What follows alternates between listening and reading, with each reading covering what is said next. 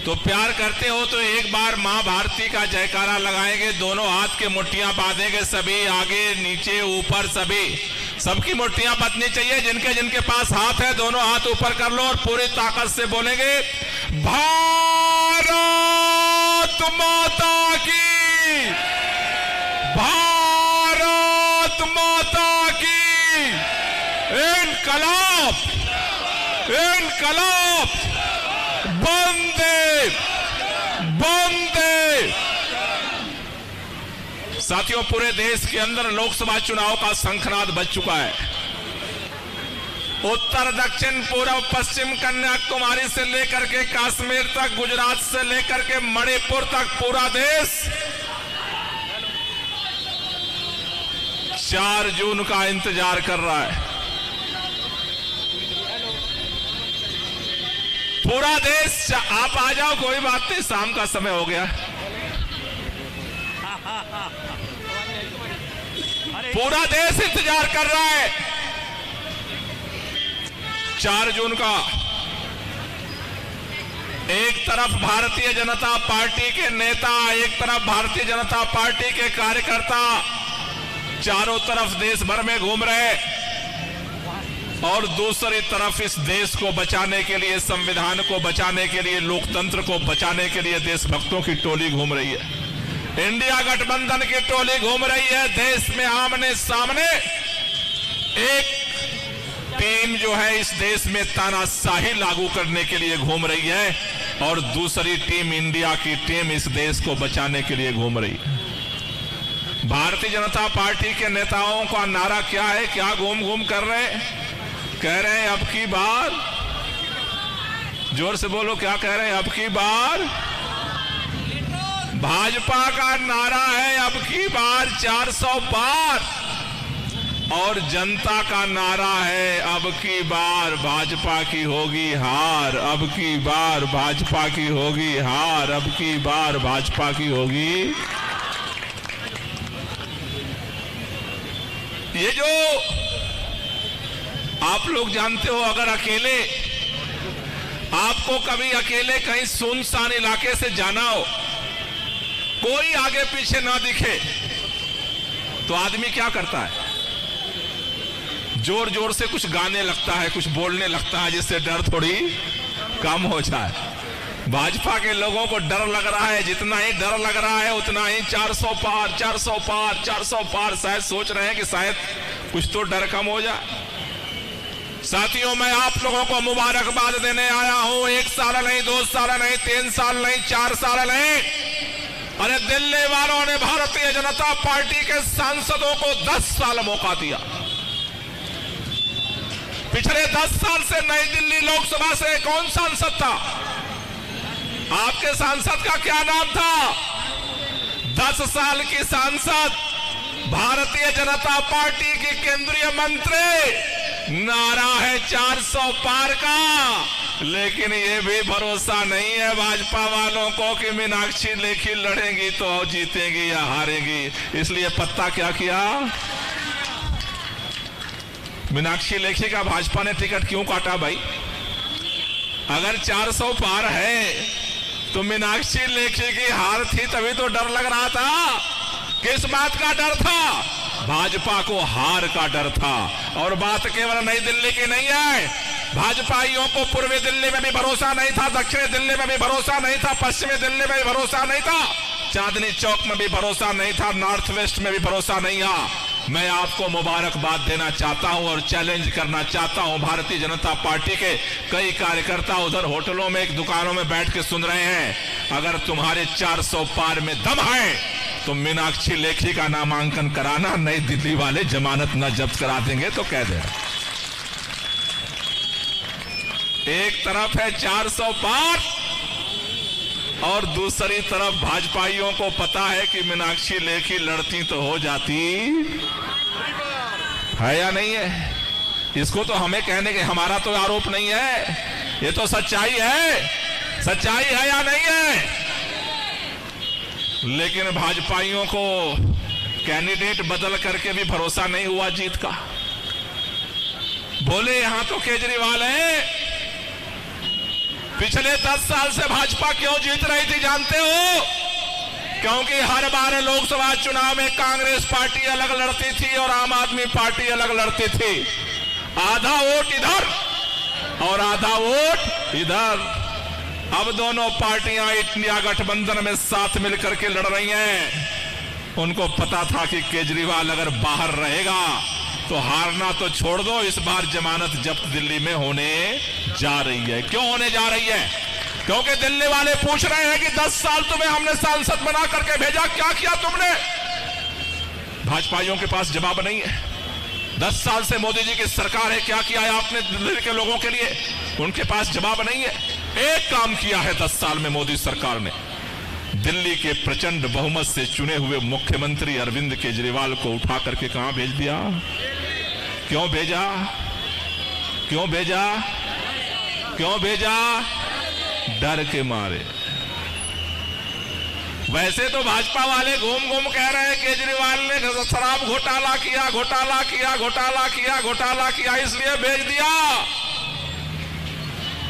लेकिन मैं आपको यह भी बताना चाहता हूं भाजपाइयों के इस दावे में कितनी सच्चाई है। तेलंगाना का, हैदराबाद का एक व्यापारी है, उसका नाम है, नाम सुने हो क्या है? कोई ने नाम सुना है? क्या नाम है? रेड्डी, शरद चंद्र रेड्डी। शरद चंद्र रेड्डी को इस मोदी सरकार ने गिरफ्तार किया, बोला इसने शराब घोटाला किया। वो गया जेल के अंदर और उससे 60 करोड़ रुपया ले लिया भाजपा वालों ने। कितना लिया? कितना लिया? 60 करोड़ दिया शरद रेड्डी ने, लिया भाजपा के नेताओं ने। और जेल कौन गया?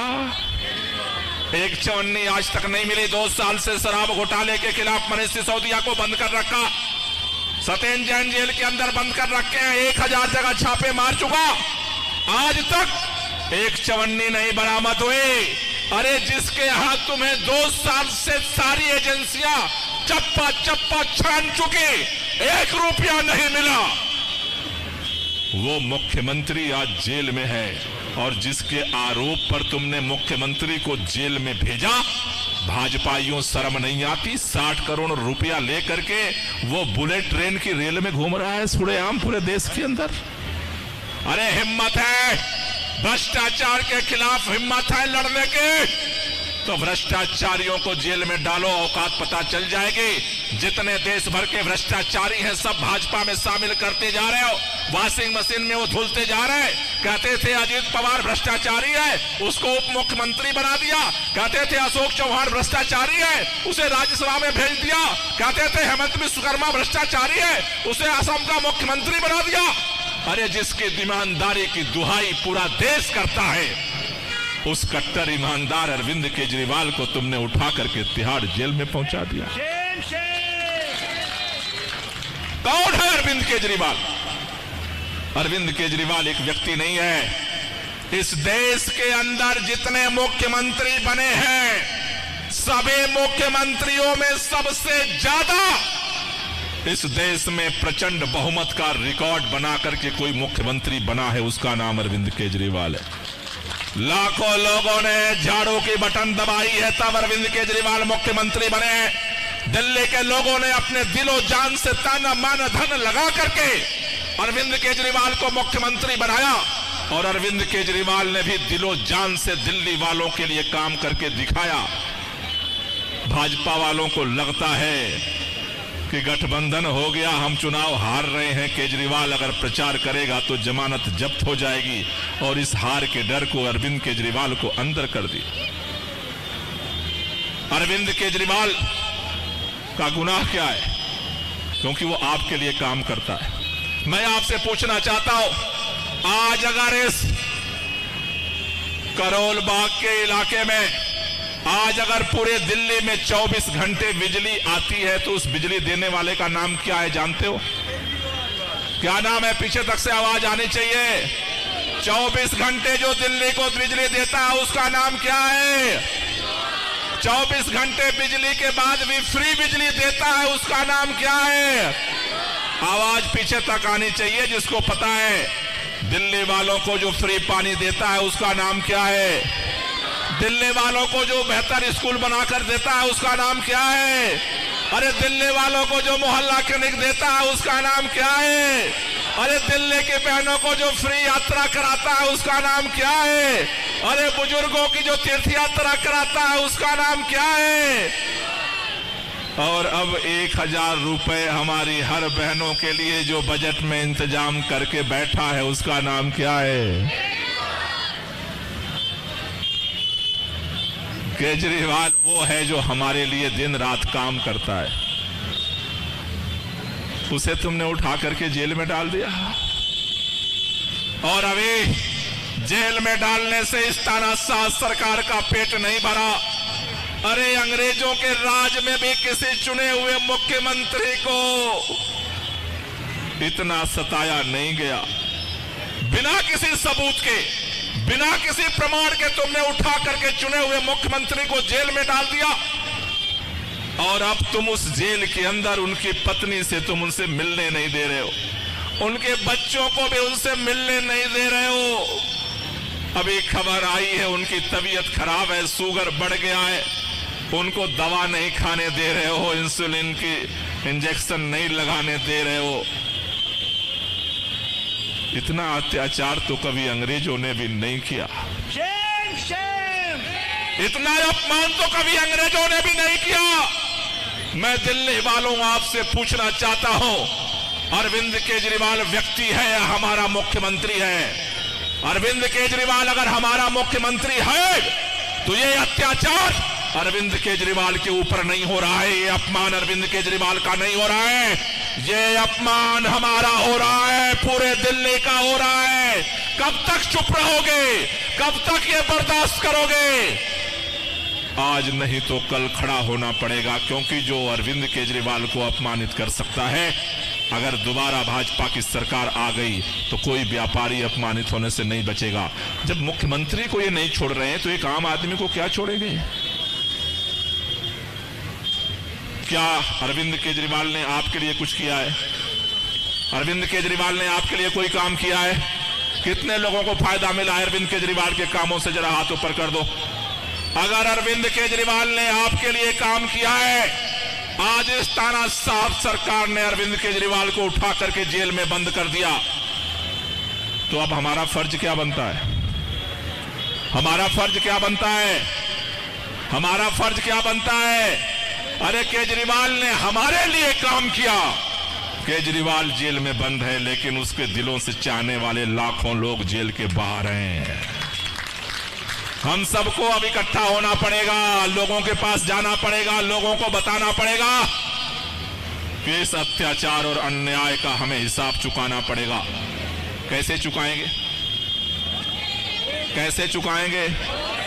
हमने जब इसका गिरफ्तारी का विरोध किया, सड़क पर इन्होंने गिरफ्तार कर लिया, चारों तरफ धारा 144 लगा दी, पार्षद निकलते हैं घर से घर में ताला बंद कर देते, विधायक निकलते हैं हाउस अरेस्ट कर लेते। पूरे दिल्ली में इन्होंने धारा 144 लगा करके तानाशाही थोप रखी है। अभी हम लोग यहां से अगर उधर जाना चाहें सड़क पे तो नहीं जाने दिया जाएगा विरोध करने के लिए, लेकिन बाबा साहब भीमराव अंबेडकर ने संविधान में हमें एक अधिकार दिया है, वोट का अधिकार। हमारे पास एक ही हथियार है। कौन सा हथियार है? कौन सा हथियार है? अरे उनके पास सत्ता का अहंकार है, तो हमारे पास वोट की ताकत है। इसलिए आपसे मैं कहने आया हूं कि अगर आप चाहते हो कि अरविंद केजरीवाल को जिस तरह से इन्होंने जेल में डाला है उसे बाहर निकाला जाए, तो इस जेल का हमें जवाब देना पड़ेगा। किससे देना पड़ेगा? जेल का जवाब, जेल का जवाब, जेल का जवाब, जेल का जवाब। और सबको तैयार करना पड़ेगा, घर घर जाना पड़ेगा, लोगों को तैयार करना पड़ेगा। इस लड़ाई को हमें किसी भी कीमत पे लड़ना है, क्योंकि अरविंद केजरीवाल अगर बाहर नहीं आया तो बिजली हमें रोक देंगे, पानी हमें रोक देंगे, स्कूल फिर बर्बाद कर देंगे, अस्पताल फिर बर्बाद कर देंगे, महिलाओं की यात्रा बंद कर देंगे, बुजुर्गों की यात्रा बंद कर देंगे, महिलाओं को जो 1000 रुपया देने का इन्होंने इंतजाम किया उसे बंद कर देंगे। इसलिए आपसे कहने आया हूं, केजरीवाल अंदर है लेकिन हम बाहर हैं। केजरीवाल हमारे लिए काम करता है और अब हमें केजरीवाल के लिए काम इस लड़ाई को लड़ना है। और इस लड़ाई को कितने लोग तैयार हो? जरा दिल से जरा हाथ ऊपर कर दो, दोनों हाथ ऊपर करो और मेरे साथ नारा लगाओगे। मैं बोलूंगा लड़ेंगे, आपको बोलना है जीतेंगे। लड़ेंगे, ताली बजाते हुए लड़ेंगे, लड़ेंगे, अरे लड़ेंगे, अरे लड़ेंगे, अरे लड़ेंगे, अरे लड़ेंगे, अरे लड़ेंगे, अरे लड़ेंगे। भारत माता की तैयारी हो गई, लड़ाई की तैयारी हो गई। तो एक शपथ लेना है। कितने लोगों के पास मोबाइल है? मोबाइल जरा निकालो, अपना मोबाइल निकालो। मोबाइल निकाल के उसका टार्च जला लो और खड़े हो जाओ। सब लोग मोबाइल निकालो, टार्च जला के खड़े हो जाओ। हम लोग एक शपथ लेंगे।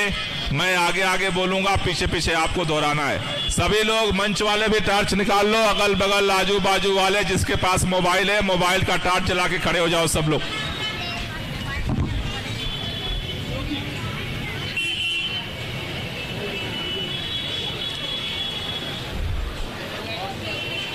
हो गया भाई, सबका टार्च निकल गया? तैयार हो गए? शुरू करें? तो मैं आगे आगे बोलूंगा, पीछे पीछे आपको दोहराना है। आज आवाज नहीं आई। आज इस संकल्प सभा में मैं शपथ लेता हूं कि देश में भाजपा सरकार द्वारा की जा रही तानाशाही को हटाने के लिए और संविधान तथा लोकतंत्र को बचाने के लिए हर संभव प्रयास करूंगा। तानाशाह मोदी सरकार ने हमारे प्रिय मुख्यमंत्री अरविंद केजरीवाल को जेल में बंद करके दिल्ली की जनता का अपमान किया है। हम ये अपमान नहीं सहेंगे, नहीं सहेंगे। 25 मई को जेल का जवाब वोट से देंगे, वोट से देंगे। अरे जेल का जवाब, जेल का जवाब, अरे जेल का जवाब, तानाशाही का जवाब, अत्याचार का जवाब। भारत माता की। आप लोगों से मैं, कितने लोग घरों में झाड़ू है? तो झाड़ू निकाल लो। हैं? गली में शाम को झाड़ू लेकर घूमो। सभी बहनों को, माताओं को, बुजुर्गों को सबसे पूछेंगे झाड़ू लेकर क्यों घूम रहे हो? बोलो हमारे केजरीवाल को इस तानाशाह ने जेल में बंद कर दिया है। इस झाड़ू से ही जेल का ताला टूटेगा। 25 मई को इतने झाड़ू के बटन दबाओ, सोमनाथ भारती को जिताओ, इतने वोट दबाओ, इतने वोट दबाओ कि ईवीएम का रिकॉर्ड टूट जाए। ईवीएम का रिकॉर्ड इधर हम तोड़ेंगे तो जेल का ताला टूटेगा। और अरविंद केजरीवाल, तो चाबी आपके हाथ में है। केजरीवाल को बाहर लाना चाहते हो तो झाड़ू निकाल लो, घर घर जाओ, लोगों को समझाओ और 25 तारीख को झाड़ू की बटन, चाबी अब आपके हाथ में है। मुख्यमंत्री को बाहर चाहते हो तो चाबी लगा करके 25 मई को ताला खोलना है। तैयार हो? तैयार हो? तो आज से मिशन शुरू हो जाना चाहिए और पूरी ताकत के साथ इस लड़ाई को हम लड़ेंगे और इस लड़ाई को जीतेंगे। आप लोग इतने समय से यहां अपने अरविंद केजरीवाल के मोहब्बत में खड़े रहे। इसके लिए एक अलग से तालियां आप लोगों के लिए। आपका बहुत बहुत सम्मान, बहुत बहुत आभार। सभी पदाधिकारियों का, हमारे माननीय विधायक जी का, सभी हमारे काउंसलर्स का, सबको बहुत बहुत बधाई। और इस लड़ाई को आज से हम अब करोल बाग विधानसभा मिशन के रूप में शुरू करेंगे। बहुत बहुत शुक्रिया, बहुत बहुत धन्यवाद।